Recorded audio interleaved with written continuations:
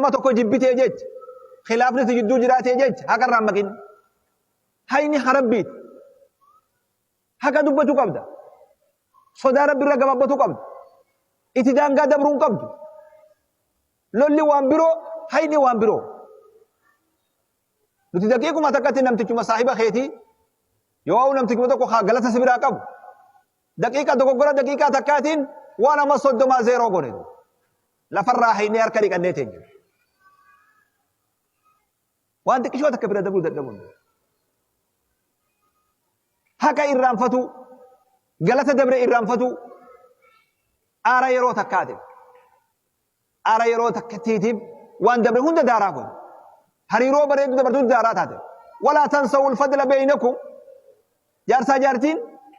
yoggaa rakkoon jiddu dhuftee hatta falli dhabamee manguddolleen fala haa'uu dadhabdee abboonni amantilleen fala haa'uu dadhabdee adda bahiinsillee yoo dhufe haala bareedaa wajjin dabarsan san hin irraanfatinaa jee rabbi walaa tansawul fadla beeynakum waan isin jidduu dabre taa dursan hin irraanfatinaa jee guuza walii oolaa guuzan si oolaa guuza naa ooli akkam wallahi rabbumaa adda nu baase malee intaltituun gaarii ammoo rabbumaa nu qaddara wallahi rabbumaa irraa na baase malee namtichi kun gaarii si waa namaa haa'uu jedhanii waan dabarsan hin irraanfatan hatta hogga darsa wal biraa guurattanillee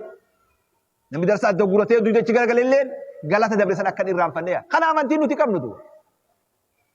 kana diin kun ummata keenya kana diin dhamti diin kana kanatu